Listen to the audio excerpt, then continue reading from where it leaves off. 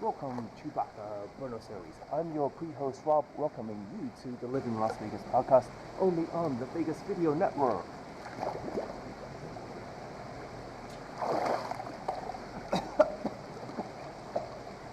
These nuts. Don't try, brother. We want to keep you around.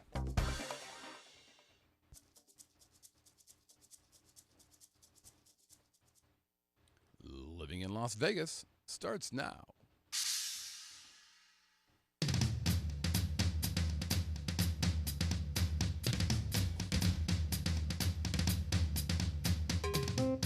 Ladies and gentlemen, boys and girls, welcome from Las Vegas, Nevada, that groovy little podcast that gives you a true first-person look into what it's like to call Sin City your home. The Living in Las Vegas podcast. I bet he does have Speedos. Yeah.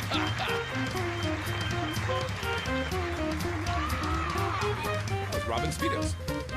And now your host, a man who clearly needs some kind of introduction, otherwise you wouldn't know who he was. Yeah, Mr. Scott Whitney.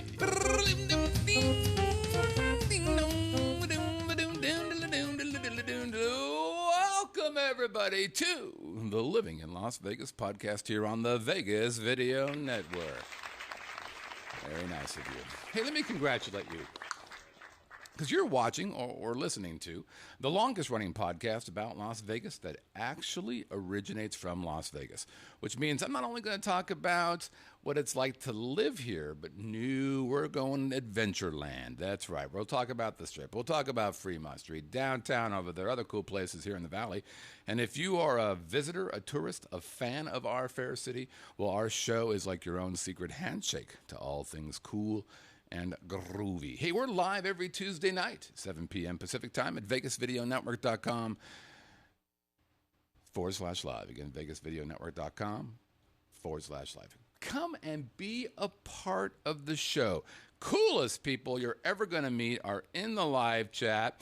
Lots of people running around. Oh, I've got your Kens and your airport limbos and your Binks and your Chicagos and your Derricks and your Leslies and your lots of mics. Marcus, we got some more mics. We got lots and lots of people. I'll tell you what, they're super cool people. We have folks sometimes showing up an hour before the show just because they like each other so damn much. And as today will be evident, if you're in the live chat, there's a great opportunity for you to be a part of the actual show.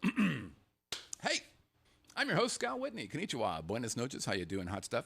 I've been an online broadcaster for 10 years professionally, and I run this here Vegas Video Network. So on behalf of me, thanks so much for playing along. Okay, what's the over-under? This could be in a very, very short show. I'm going to go 65 and a hook. Arguably one of the shortest shows we've ever done. It depends, though, a little bit on the live chat. Want to welcome, new to the live chat, Marcus. Marcus is the first time here. He's been watching our show for about a year now, discovered us on the YouTube, and he's from beautiful Laguna Beach.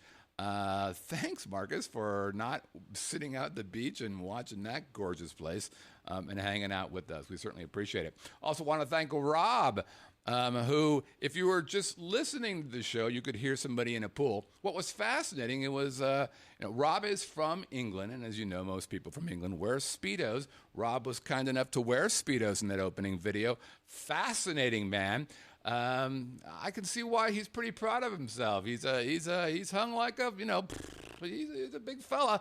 So congratulations for Rob for being, as big as bull, big man, big horseman thing. And of course, I want to thank Mike Q. Mike was in town last week for an interview, and we're still waiting for the results of that interview. But Mike was nice enough to leave some beer for yours truly, and I am now drinking Mike's Pyramid or Portland Brewing Beer Smash Pale Ale. Let me taste it. Let me see. Oh, that's some fine drinking right there.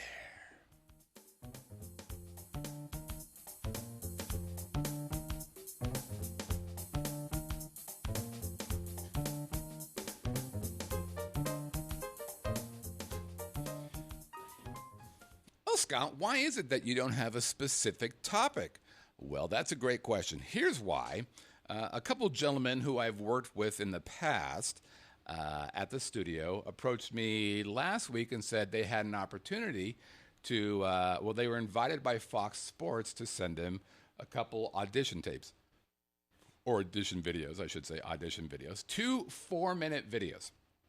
I'm like, okay, that sounds pretty cool. And they wanted to shoot it today, starting at noon. And they thought, well, okay, let's. That shouldn't take more than a couple hours. Yeah, it's super, super, super fast. We probably had 30, 40, maybe 20 or so elements for a 4-minute thing. I don't know how many camera takes. So it didn't take us 2 minutes or 2 hours. It took us about 5 to get through those. And as a result, just didn't have a chance to do this. But here's the best part about being a part of this show, and that is a live chat. These are a curious group of people. So we're going to do what we've done in the past, which is a free-for-all. I'm going to answer any questions that the live chat had. Nothing is off topic. I'm not afraid of anything. And we're going to start off with Pops. Pops asks, what needs fixing in Las Vegas? And how would you fix it? Well, the problem with being here for, over several years is that you kind of get acclimated. It's very much like resort fees. Once you get them and you're used to them, you don't really bitch about them anymore. So having lived here, we're approaching 11 years, you tend to forget some of the things that happened when you first moved here, and you're like, what the hell are they thinking here? I got a couple, though. The first that really surprised me is the cost of insurance, car insurance. Car insurance here is significantly higher than it was for me in California. I lived in the Bay Area, a little town called Los Gatos, which is by San Jose. And so the insurance costs for our cars went up significantly, as did the DMV registration. That was probably even more shocking. For the driving, for the insurance part,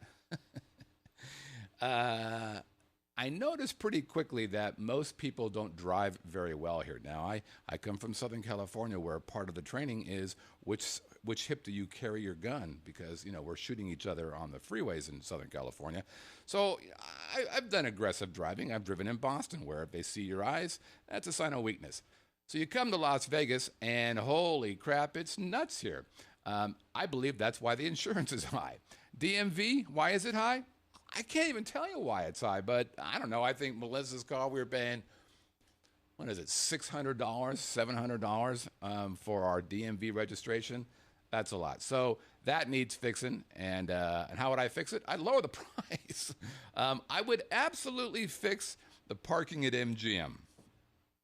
Now, this is kind of a new thing, but we're beginning to deal with it now. So it's been, floating around for the longest time, and it finally became effective at the beginning of June. And so we're now having to deal with it. We had parking, and we had to park and pay $20 for parking to see Garth Brooks, and I just think it takes the shine off of Vegas. And yes, I know that if you go to other nice places, you're going to be paying for parking. You do. I was at Newport Beach, and they must have added 5 different things to just the regular hotel bill. They had, valet parking or just regular parking. You'd have paid for either one. They had a Newport Beach tax. They had a California tax. It was pretty silly. But all that did was remind me that, we're beginning to be like them. Whereas before we weren't like them. We were cool. And there's something to be said for saying to our guests, you don't have to worry about that bullshit. You're just going to come here. You're going to have fun. Parenthetically, we're going to do okay, what with you gambling and all, and what with us having an edge on every game that we have you play. So why not just pump the brakes a little bit and not be so punitive when it comes to parking? How would I fix that? Knock that shit off. The clear concern is that MGM will do this, and then Caesars Resorts will do this, Wynn will do it, Sands will do it. Just like, again, resort fees happen. So I'm not super happy about that, and I'm not sure I believe the reasons. I think the truth is, actually in the live chat, Vegas Wee says he blames the millennials for not gambling enough, and that is in fact the truth. They aren't gambling as much, And so, because these are companies, they're trying to figure out how to get that revenue up, and they decided parking is the way to do it. Also, an interesting chat question or mention, Mad Chipmunk says that states without income taxes tend to have high DMVs or DMV fees. See, I didn't know that. That's interesting. So maybe that explains a little bit why. But, when you do the calculation about whether you should move here or not, if you move from a place like California, and you immediately see an 8 to 10% lift in your income, or at least in the money that you keep, because you're no longer paying state taxes. So that's an interesting point, Matt Chipmunk, about that. Finally, what needs fixing?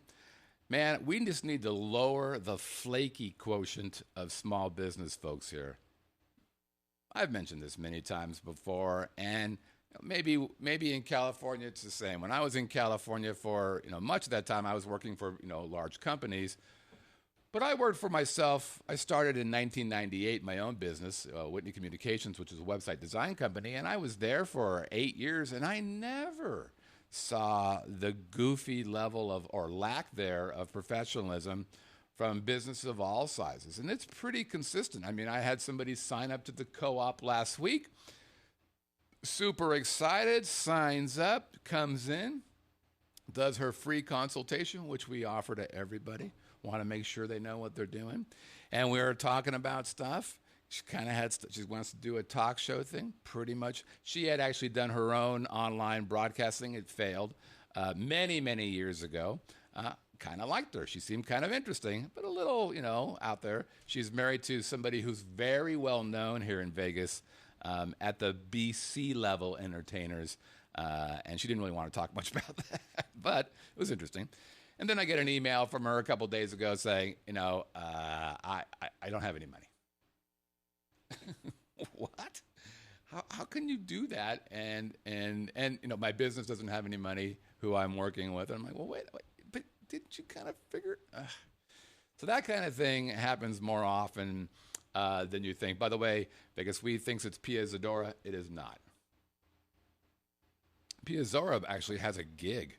She's got a weekly gig over at that Italian place across from the convention center, so it's not her. Okay, Vegas Wee asks what he thinks is a very difficult question. What does Vegas Video Network provide that someone with a good camera and microphone can't do with Ustream? That's a very good question. So we have to make some assumptions with that question.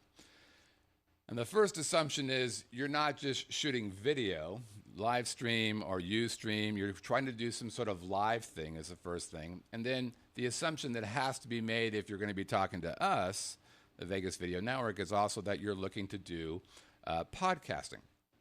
So here's the things that you have to think about when it comes to this.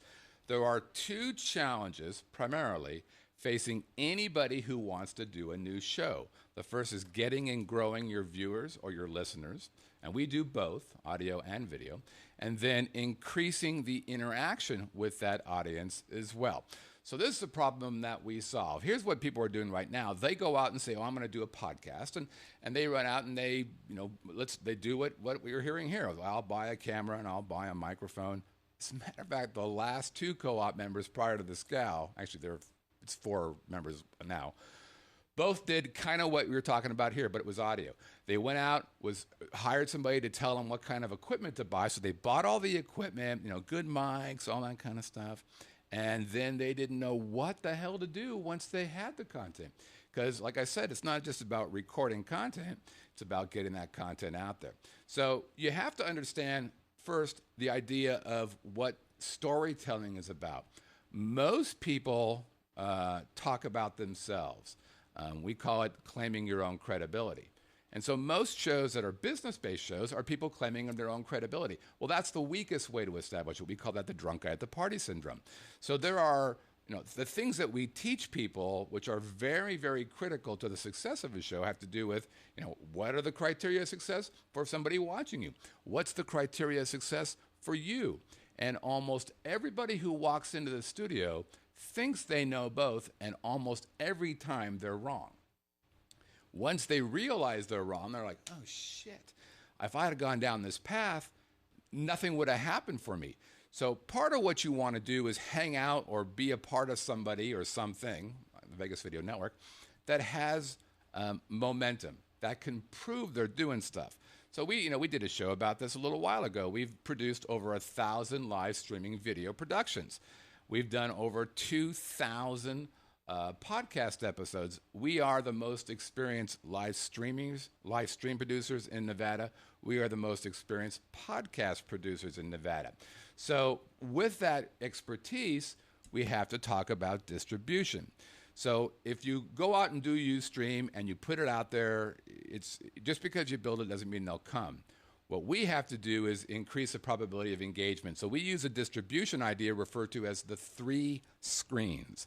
The 3 screens are television, desktop computers, and mobile devices. That's where people consume content.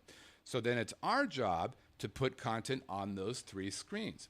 And that also includes being on Google, being on an organic Google. So for example, when we produce a brand new show, like this show, the audio version of this show might go on sometime tonight between 11 and 12 midnight, and the video will be sometime tomorrow about 8 o'clock in the morning.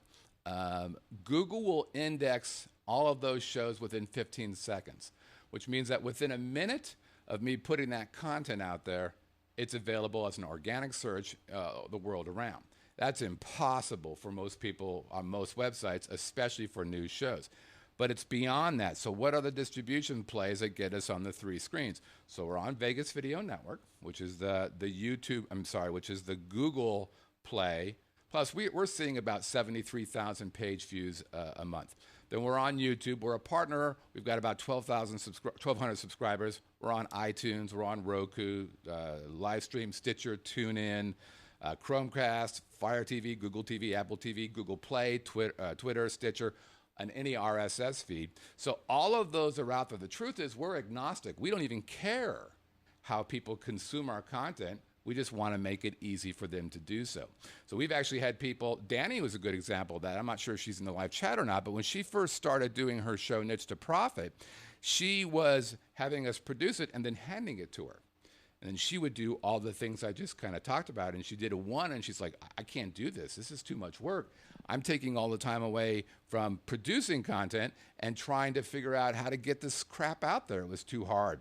So that's the first thing. The second thing is the interaction play. So one of the interesting things that happens is we get people from, there's a number of other online folks who are trying to do the online broadcast network as well. Plus there's a bunch of people who are in radio. I've had people come from all of those groups who've come to Vegas or come to the Vegas Video Network, and we've rejected every single one of them because they weren't good enough. So to get on the network, we believe that a rising tide lifts all boats. If you're not good enough for the other hosts, if the other hosts wouldn't be proud of the show, we're not putting you on. Wanting to be on Vegas Video Network is different than being on it. Plus, we also want to increase the interaction stuff. So radio people talk about this a lot. The number one complaint for radio folks is that nobody calls in, right? Everybody wants a call in, but nobody does. And the reason is because you have to muster courage to make that call. Right now, the people who are in the radio station are like, no, you don't. We're easy enough. Just pick up the phone and give us a call. Doesn't work that way because you have to muster courage. What are the exceptions? The people who do call a lot are oftentimes not the people you want to have calling. Do you know what I mean? How do we solve that problem?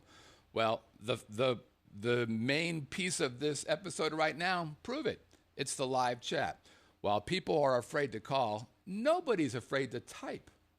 So you type in here. And then our job, both from host and my job for the people on the live chat, is to make smart people look or sound smart. So if somebody types something in the live chat and it's not perfectly worded, well, I'm not going to read it exactly like that. What I'm going to do is reword it so they sound smart. That's the play. Now, what happens when that happens?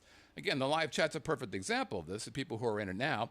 But if John Smith asks, I don't know, Andrew Dice Clay a question, Andrew Dice Clay is now answering to John Smith. How does John feel about that? Well, he loves that. You think he's going to tell anybody? He's going to tell everybody about that. So now I've got somebody who's helping talk about the show. By the way, how does Dice feel about that? Fucking loves it because he's talking directly to his fans in, Poughkeepsie or wherever. So that's the reason why it plays. The other reason is because homemade videos are no longer charming.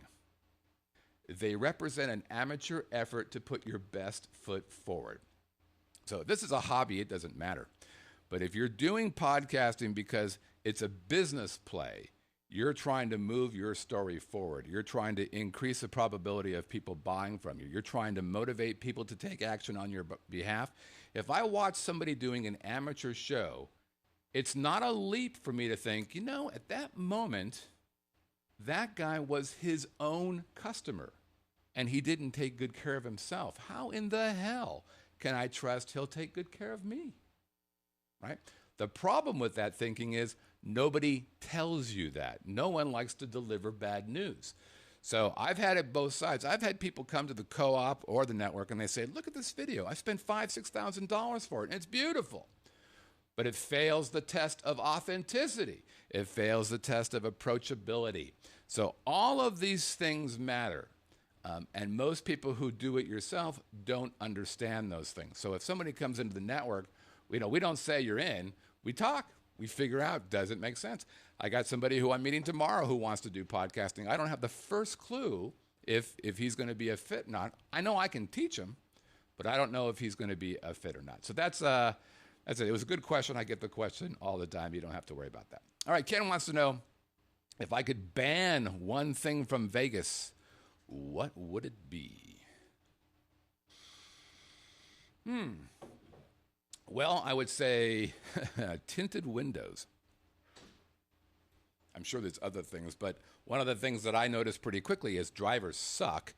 And I think part of the reason why they suck is because you have an anonymous vibe to you when you've got the kind of tinted windows here. Now, I'm from California again, and you're not allowed to have tinted windows. So if you see somebody do something stupid, you can go, hey, I'm looking right at you. You are a dumbass. Here in Vegas, a lot of people have tinted windows because of the heat, one would assume.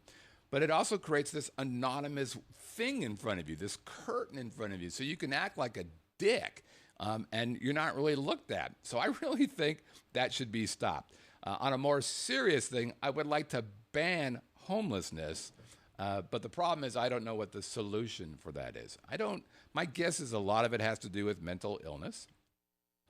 And I don't know how you solve that problem.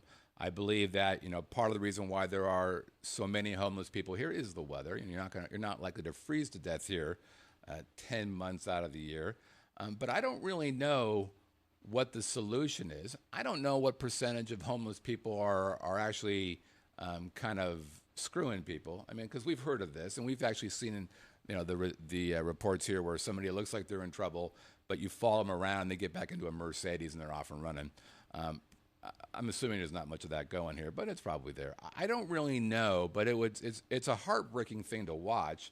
And especially now, pretty much every major intersection has at least one homeless person who, when you're at a stoplight, they get in between the cars, the lanes and they walk down the lanes.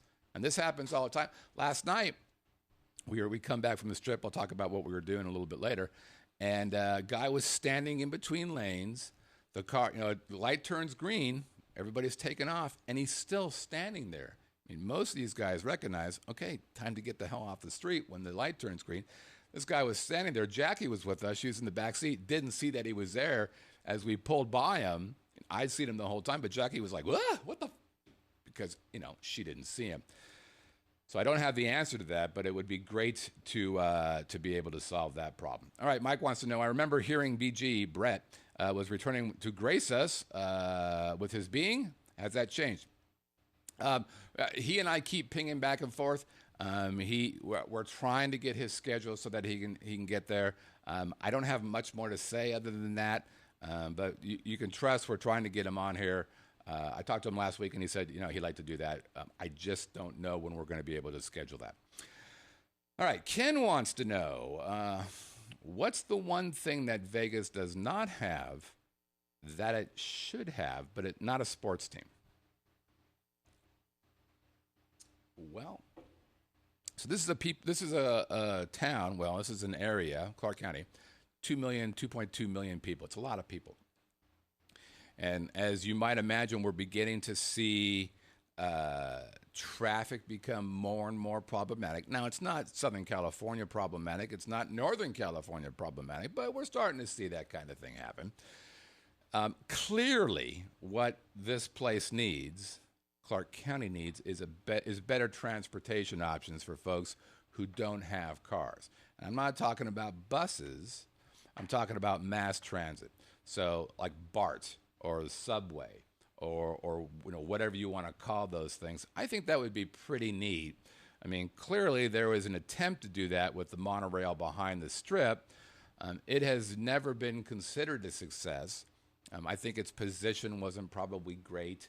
I'm sure if they would have put it down the middle of the Strip, that would have been pretty cool. It only goes so far. It only goes down to MGM. It goes from the LVH to MGM and kind of stops.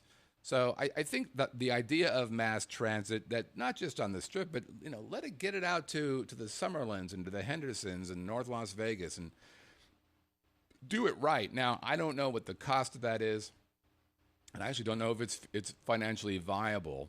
But they also, I think it would be reasonable to have it come and go to the airport. Seems like a reasonable idea. Again, a lot of big cities do that, so it's not like it's a new idea.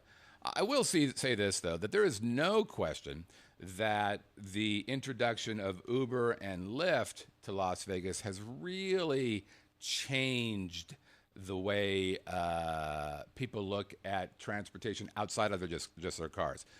I don't know anybody who really likes the taxi environment here. I mean, I don't know anybody other than taxi drivers, and probably not even them, more like the owners. But Lyft and Uber has just completely shook those guys up. In L.A., the taxi income has gone down 25%, and that's attributed to Uber and Lyft. I expect the same thing will happen here. I've said it before. I think drunk driving will go down as a result of here.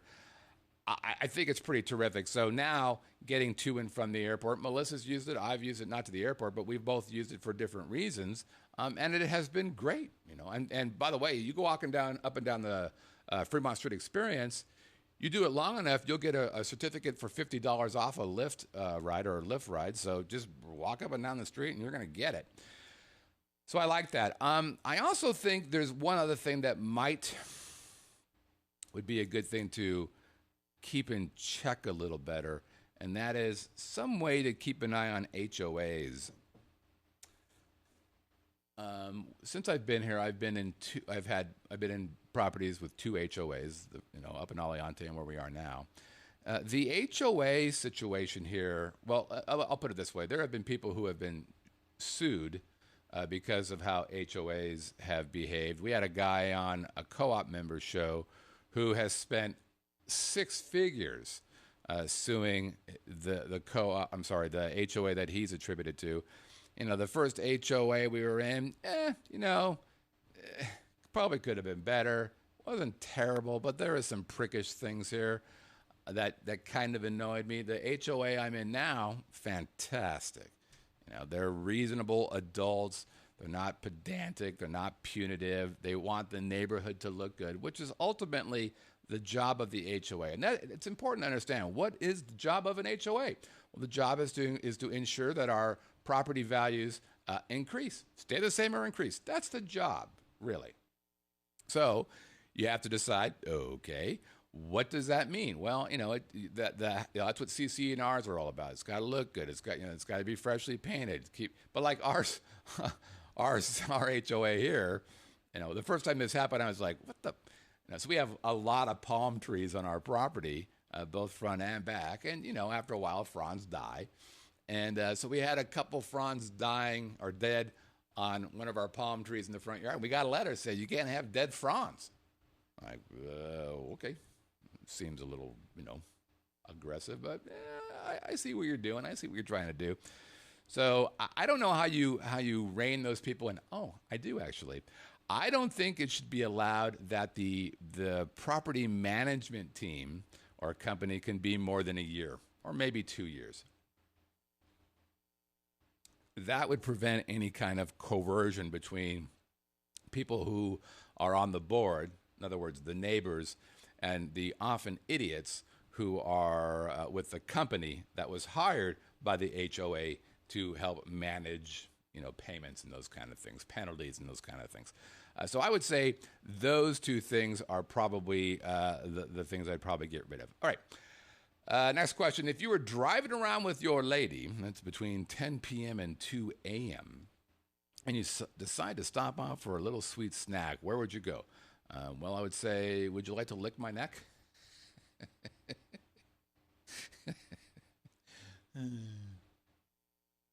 Is that a no?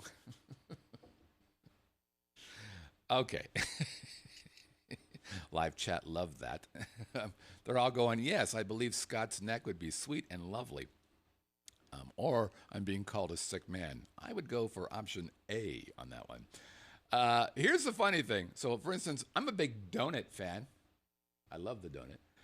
Best donuts I've ever had in Las Vegas is no shit. Is at Smith's grocery store. I don't get it. I haven't been to every fancy donut place around here, but time after time, I'm a maple bar and a chocolate bar guy. Smith's, very good. The Krispy Kreme, oh, that's pretty good. All right, maybe Krispy Kreme. But what about ice cream? So, yeah, I miss Farrell's Ice Cream Parlor. Anybody have that or remember that? God, that was so great.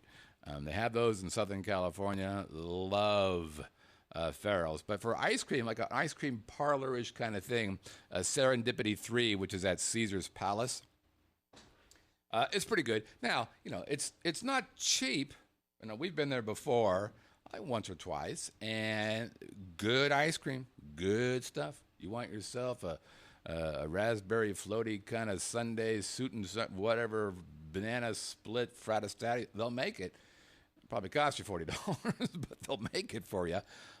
There's a place over on Paris called Hex, Hexx, that the story behind it is very, very good. I mean, it's all homemade. It's on-property made chocolates and other candies. The guy who runs it was the guy who used to run a really good restaurant over on Charleston. I just lost the name of it. The problem with Hex, and why I won't go back, is along with all the regular taxes that they all have, they've added this other bullshit tax, and I forget the name of it now. It's basically kind of like an entertainment tax or a luxury tax, and I forget what they call it. You read it, you don't know what it is. They don't tell you what it is. They just pop it on your menu, and I don't know, it's another 5% or I forget, 2%, but it's bullshit, and that kind of stuff pisses me off. So we're not going there as a result of that. Melissa really likes Godiva chocolate. So if I'm looking to get some points, I would do Godiva chocolate. And although it's not from 10 p.m. to 2 a.m., FLM is pretty cool. That's down in Henderson. But they've also got FLM stores, like in the malls at the airport. There's an FLM store. Great place to go. They have a tour you can do. They've got a cool little cactus garden.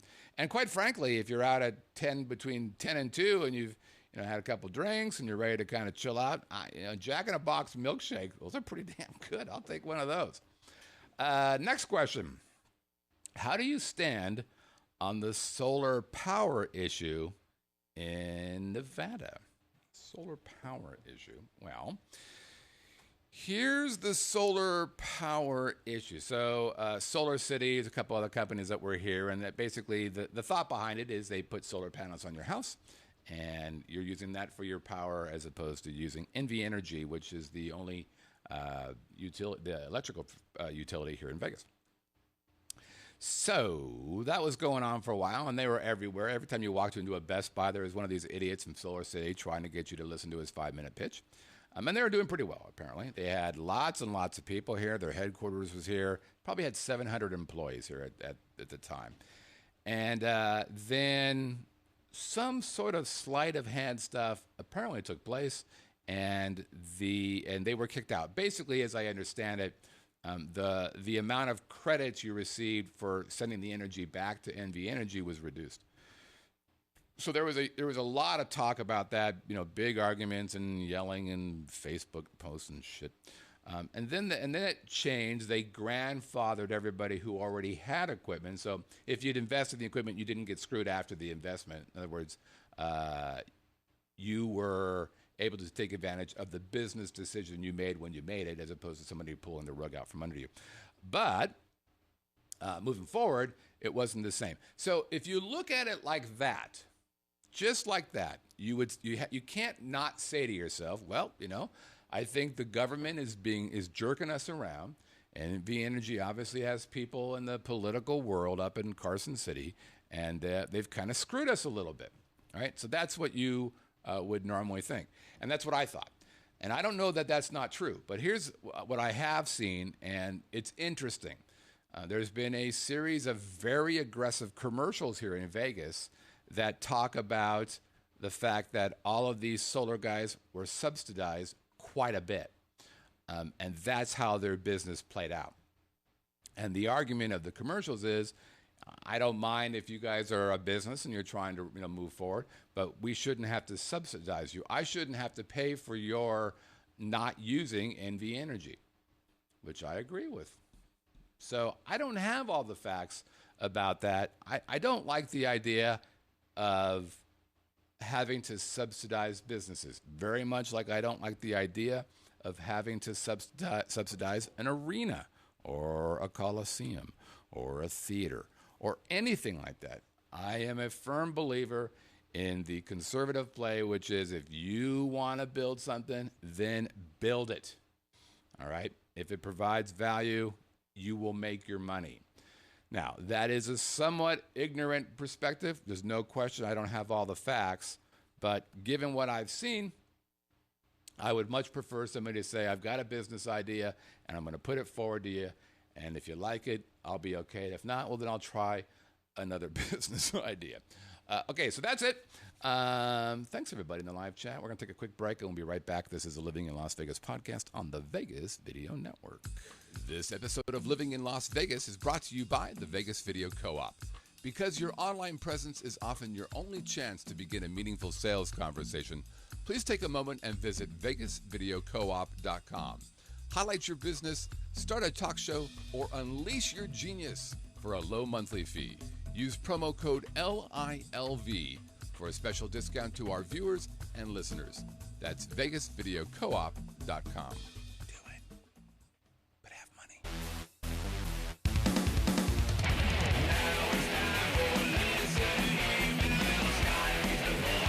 Raise it again.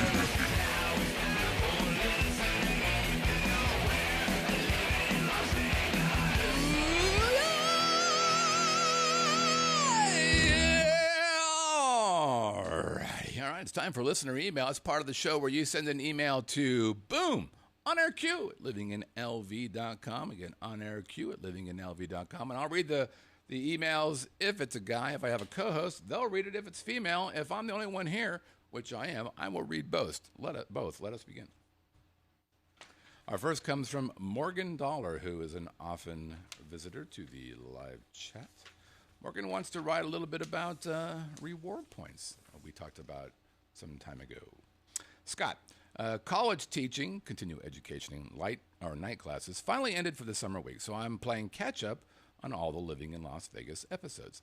On the episode in the subject above, which was Pick Your Poison number 3, dive bars, liquor stores, on air, blah, blah, Thai food, yada, yada, yada. Wayne is wrong on the CET tier credits. The tier credits are earned like this, and then we're going to read them off. But I thought Wayne and I were talking about MGM credits and maybe another casino's credits. I don't think we were speaking about Caesars Entertainment exactly, but he writes. This is interesting, though. 1 tier credit for every $5 you play coin in on real, REEL, slot machines, and for every $10 you play coin in on a video poker. Reason 1 for the 10 is on video poker because video poker has better odds than players. See, I thought it was always, and Wayne stated 1 credit for every dollar in. He writes, I have spent $3,000 year to date. I am a diamond level, and I'm 1 step away from the top tier 7-star. We get free rooms and free play at Harrah's Cherokee, North Carolina casino anytime we want. In August, my wife and I, have a free junket flying from Raleigh, North Carolina to Reno, Nevada, August 23 to 28th. All expenses paid. Room, shuttle, to and from the airport, free play as well. He provides a link that shows a little bit more of this information. Been to Vegas for 10 days in April. Been to Harrah's, Cherokee, North Carolina, around 10 to 11 times this year, about 3.5 hours from home. Reward credits are earned 1 reward credit for $1 coin in and matched for any money spent in the casino restaurants, gift stores, etc. The reward credits can be spent in the casino stores. 1 credit equals $1. Different levels of the tier program, you can cash in reward credits for gameplay. Nothing is free, he writes. You pay for everything one way or another. It's just what you enjoy doing. Hope to be back in the chat next week or two. Morgan Dollar. So, does anybody in the live chat tell me the difference between a reward credit and a tier 1 credit? Obviously, I'm not a member of any of these reward things. I don't understand what the difference is and what you can apply them to. I'd be interested in that. Okay. Next up, Thomas Riddy writes, love the starting a business in Vegas segment a couple weeks ago and the first-hand stories. Any chance we can get a behind-the-scenes look at the Vegas Video Co-op studios in use? No. 2 reasons. A, really? I don't think anybody would really want to see that. But B, the truth is, if you want to see it, come on by. But there's a lot of really pretty, it's kind of secret-y things that we're doing there that a lot of folks are trying to do and they haven't been able to do. So I'm a little disinclined to share the secret sauce to what we're up to. Okay, next question from Laura Meakin, who I believe is from the UK. Laura writes, hey, Scott, and perhaps a co-host. How are you? Sorry, this popped in my head, but maybe you can help. So I'm staying at New York, and I hear the gym is a bit meh.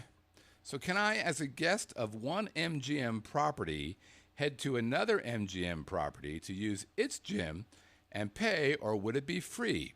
I say free, but of course I mean including my resort fees. Likewise, can my parents do this with pool use, or can you buy day passes to go to a nicer pool? Thanks for the info. Wishing Brett well, and hope to see him back soon. So remember last week I talked about Rosie? Guess what? Rosie's awesome. I think I'll tell you now. So she came up, well, actually I'll tell you later. But Rosie's awesome. So I sent her that. I said, can you find this out? Rosie writes back, good morning, Scott. After a few calls, I got somebody calling. How cool is that? After a few calls, I do not feel positively about MGM having a reciprocal fitness center program. However, I found that sometimes it takes talking to a few more people. I've emailed all MGM properties asking about the reciprocity and, if not, the cost of a one-day fitness pass and or pool pass at their location. I'll keep you posted. So we don't know quite yet, Laura, but we will absolutely find out because, damn it, that's what we're going to do for you. Speaking of Rosie, I will say this. You know how I'm always bitching about the lack of professionalism here? I could do a whole show now that VegasBusinessesSuck.com. Look that up, people. See if it's out there. And then there was Rosie. I know it's still new. You know, maybe I'm just impressed because I was so not impressed before. But you know, I sent her the email. She, got back to me in a couple of days. I sent her I said to her, hey, look, it'd be great if you could research some topics for me. She came back with this amazing list of ideas for shows, and already came out with the research for the first one, which we're going to do at our next show. Really cool idea. Like I was telling Melissa, she's like, that's an amazing idea for a show. I'm like, right? That was Rosie who did that. So get yourself a helper bee. I'm completely into it. I've started to invite her to be a part of the network, or be in the network and watch as we're shooting shows. I spared her of today's efforts, but invite her tomorrow, Thursday. We're back to back co-op people. We've got 2 Vegas Video Network shows we're shooting tomorrow or Thursday, and I'm hoping that she shows up. I'm really impressed with what she does. As always, I want to thank again Rob for his intro. And if you want to do your intro for our show, we would love for you to do that. Super supportive, really like it. Super easy to do. Just take your phone like this and hold it this way. That's landscape, portrait, landscape, and say something like, "Hey, I'm Dave Smith from Effingham, Illinois, and you're watching the Living in Las Vegas podcast on the Vegas Video Network." Yeah, make a mistake like that. And then you can say anything you want to afterwards. Would really love to have you. If we don't, I've got 4 of them from Stuart, and I'm playing every one. So if you're in the live chat, for the love of God, send us your opening video. And also, we had a question, I think it was last week, about love. And the question was, where should I sit? Well, we just went and saw Love last night with Jackie.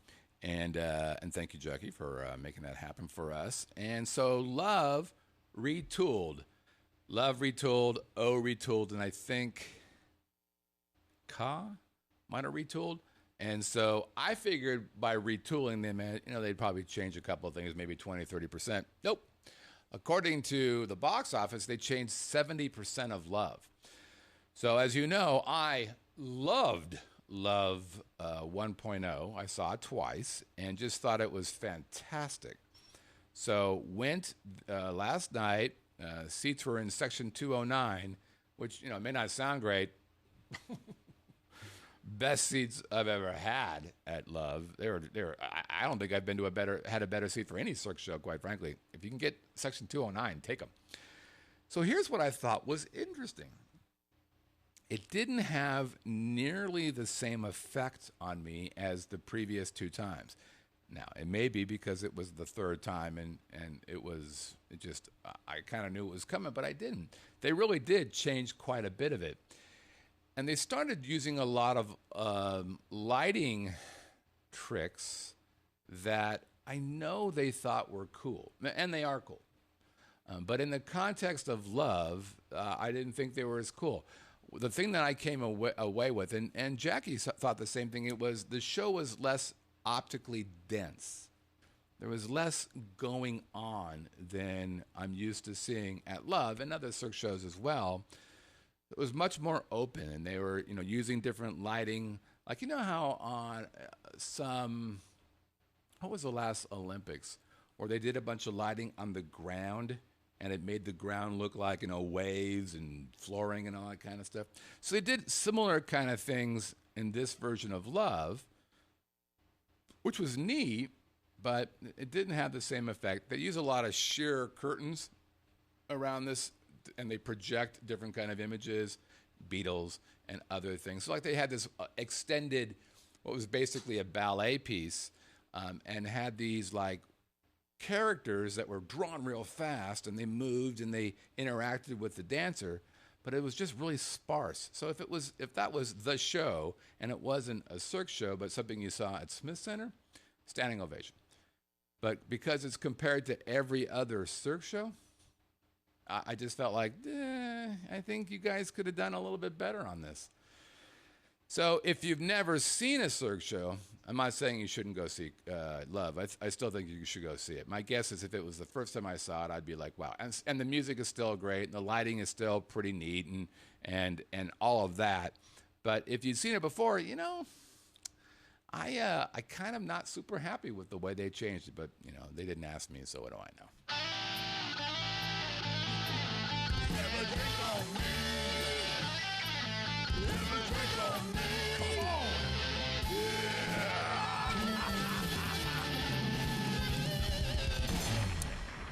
All right. Ted in the live chat said, I still like Go, but I'm not a Beatles fan. That's interesting about that. I do want to just bring this up, and then we'll get into Have a Drink on Me. The Beatles thing, so I'm not a big Beatles fan as well. I've always thought they were kind of creepy. But the truth is, in the Cirque world, that music is perfect for Cirque du Soleil. Just perfect. Because it does have a little creepy, ethereal vibe to it. Plus, they've tweaked a few of these, most of the songs, actually. So it's I tell you, I think part of the reason why I was so affected wasn't just the show, but was the music. Oh, the one thing I will say about Love, my favorite piece act is this kind of a big guy who's on like not a wheelbarrow, but it's like two wheels with a ladder on it, but it's weighted so the ladder moves. It is my favorite part of that show. I've seen it 3 times, and he's still there. So I was very, very happy that they kept him around. All right, have a drink on me. It's part of the show where I talk to you guys about a bar I've been to, or a lounge, or a speakeasy. Show you a picture of it. If you can guess it, you can win some pretty fantastic things. That's probably not true. You don't have to believe me, but Pops never lies. Let me tell you what you can win this week. This week's Lucky Haddam winner can choose any one of 3 amazing Scott Whitney guitar CDs. Christmas Acoustic 1, Christmas Acoustic 2, or Jazzathon. Proudly displayed here by Bob, undisputed king of the video Haddam entry. Or you can choose the comfortable and stylish Vegas Video Network visor like these lucky winners. Available in the standard black and sometimes in the rare, hard-to-find red, popular with the ladies and the Russians. Or you can choose the premium prize package. The next time you're going to be in Vegas, you can arrange an evening of sophistication and class with the man himself, the guru of all things Vegas, Scott Whitney. Well, okay, at least drinks, laughs, and some priceless conversation. Send your entry into Have a Drink at VegasVideoNetwork.com. VegasVideoNetwork.com. Thank you, Pops.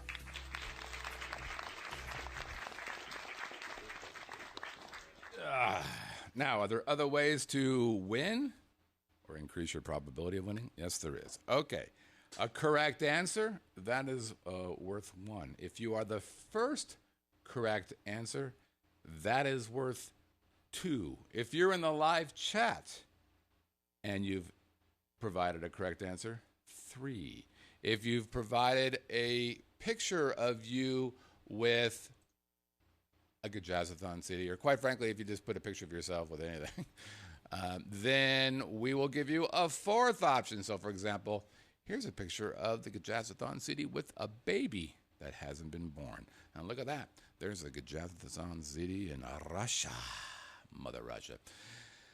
Okay, now, so that's all the good stuff. Everybody understands how that plays out, and it all makes sense. Again, you're going to send that email to haveadrink@vegasvideonetwork.com, but there's something else that happens for you if, in fact, that you do win, and you happen to win one of these visors. You put it on, you take a picture, and all things kind of happen. You'll start to hear a slight ringing in your ear. Don't be afraid. Nothing to be afraid of whatsoever, because you are now becoming a part of the galaxy of God. There's Michael and Scott and Vicky and Bud and Helen and Aaron, and there they are in a nudist colony. There is Bob, but wait, there's more. There's Bob's wife and Danny, where's Steve? There's Shanna, Jen, and Craig and Glenn, and then there's Jimmy and Rob. And wait, of course, there's more. And Ken in Hawaii took my favorite, and then there's Stuart and Christina, whose all babies are because of me. That's unlikely. I don't want to get sued. There's Don and Jackie and Michael. I think there's Michael. Good luck with your interview. And there's Pops and Sammy and Carol and a dog. Oh my God, it's going some more. There's Brett's dad and your buddy Scott. And there is Wayne, who I saw him this weekend. And then, of course, we can't forget our good buddy, Brett. Attaboy. All right. 19 of 20 correct answers. I thought this was going to be pretty tough. It was pretty tough. We got a few late stragglers in there, 19 out of 20. The answer was the Catalina Island Bar. Catalina Island Bar. That was at the South Point Casino. So congratulations to those of you who got it right. Let's take a look at who those people were. We will begin by congratulations. Our very first one, the very first person was in the live chat, is in the live chat right now, and that first person is Rob Cole. Very first correct answer. Rob is going to do something pretty magical. Most people don't pull this off, but Rob did it. He gets 1 for the correct answer. He gets 1 for being the first correct answer. He gets 1 for having, I don't think I mentioned this, the opening intro video. Oh, you get one for that as well. And he's in the live chat. That means Rob Cole got himself a quad. Way to go, Rebby. Uno, dos, tres, D. Next up, we've got Monica Fagan. One for the correct answer. One for being in the live chat. Monica is a previous Haddam winner. I had a good chance to hang out with her and Bud, a lovely couple. They tried to sell my visors, so I think they may be having them on eBay. I don't think that's very nice, but what are you going to do? Ken Anderson, one for the correct answer. One for being in the live chat.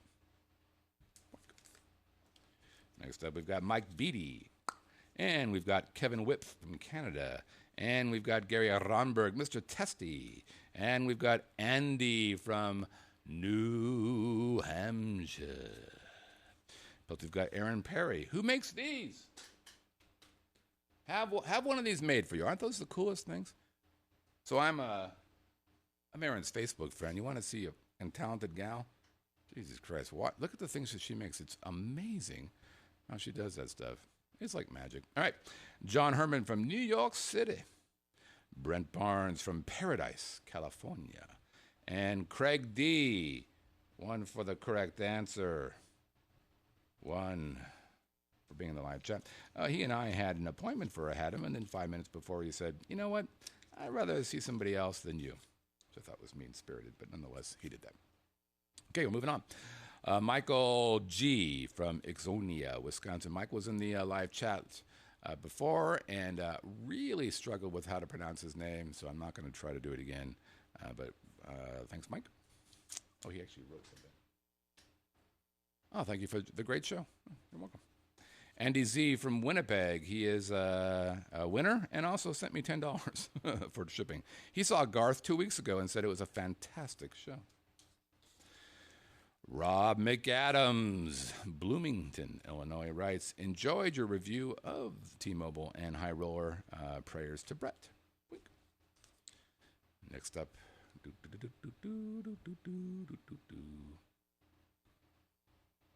We've got Mike Lazowski, Mad Chipmunk. And there he is, the Mad Chipmunk. One for the correct answer. And one for being in the live chat. Very good. And we continue. First, Alan Perry. Alan writes, hey guys, the Haddam bar for this week is the Catalina bar. Did I show that picture, by the way? I think I may have forgot to do that. There it is again.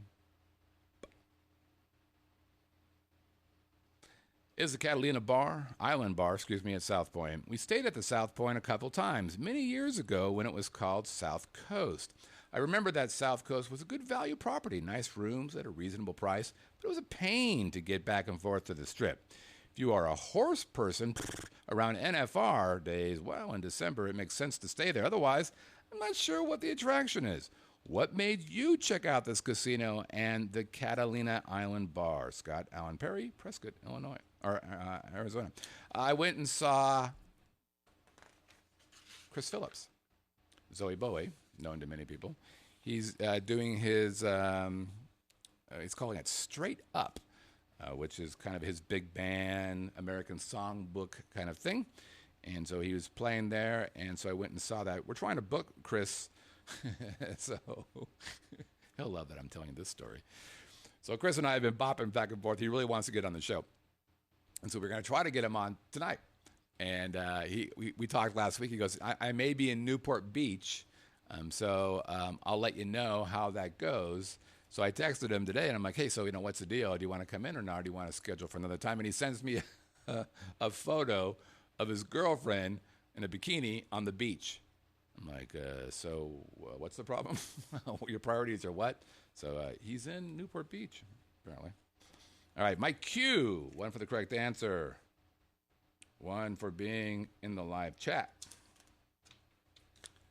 And Mike writes a long one. Mike says, Greetings, Scott, and insert co-host here. I guess this week it's Catalina Island Bar at the South Point. I would like to say I had a good time while I was there for my interview last week and wanted to give big props to Ken for the place to stay. Had a good time meeting Danny and Steve. These guys are very cool. And had a great time seeing my first Vegas show, Raiding the Rock Vault. A note to anyone who may go, I would recommend earhole covers as it took me back to the big stacks of the 80s and 90s.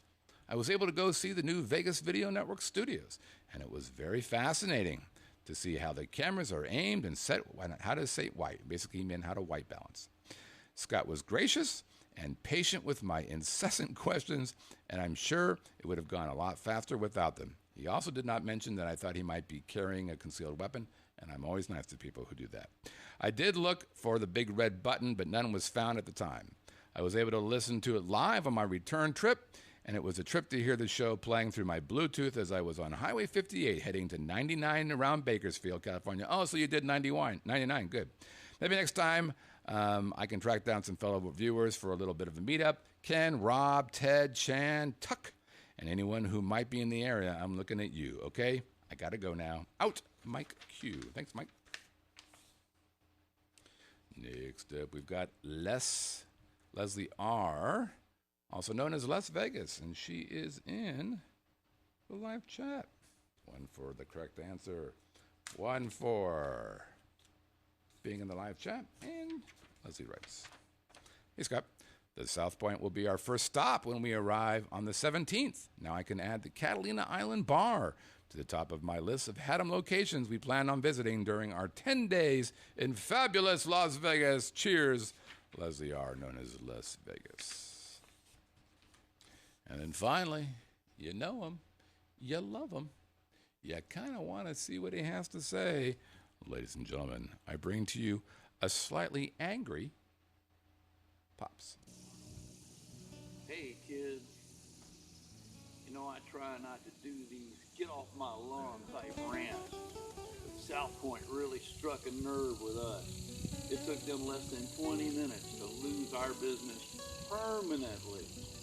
South Point, bingo players take their game very seriously. A bingo hall is supposed to be quiet like a library. You don't put your bingo hall right next to your kids' arcade and then allow all the kids to hang out in the doorways and knock on the windows going, Mom, Mom, Mom, Mom. I don't know who to be more pissed off at. The unattended kids, the mothers that left them unattended, or security in South Point that doesn't do anything about it. But no, we're not going to play there. We're not going to go there. We're not going to eat there. We're not going to spend any money there. South Point, fuck you. You're never going to see these nuts again. Okay, so Bob has come off his meds just a little bit, but don't be afraid. He gets the correct one for the correct answer. He gets an entry for being in the live chat and an entry for the video. Bob, did you send a video or just the entry? Either way, I did not see it. Okay, let's see what we got. It is quite a ways away, by the way. It is 5 miles from the main strip. Oh, I sent you a DM? I didn't see it. Okay, here we go. And our winner is... Oops. It's Mike the Mad Chipmunk. Oh, congratulations, Mikey. You win yourself a Valaiser or a drink on me or one of our CDs. Okay, congratulations. All right, let's see what's on for this week's Have a Drink on Me. 3 very fast hints. Hang on to your hat. Number 1, the Wilson sisters would like this place. Again, the Wilson sisters would like this place. Hint number 2, so would the Tin Man. Hint number 2, so would the Tin Man.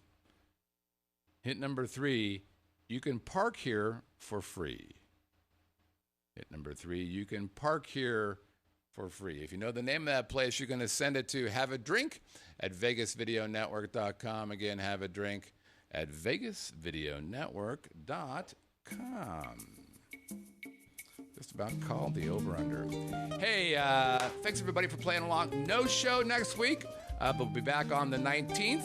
If you want to leave us a voicemail, you can do that by sending an email to onairq@livinginlv.com. Again, onairq@livinginlv.com. Also, you can catch us on iTunes. Leave us a 5-star review. You can catch us on the YouTube. Give us a thumbs up and share us with all your friends like Marcus does. We're also on Roku, Stitcher, TuneIn, Chromecast, Apple, Google, and Fire TV, Google Play, and of course the Vegas Video Network. All right, that's it, everybody. Again, no show next week. We'll see you back on the 19th. Thanks, everybody, for playing along on the Vegas Video Network's Living in Las Vegas. We'll see you guys. Take care.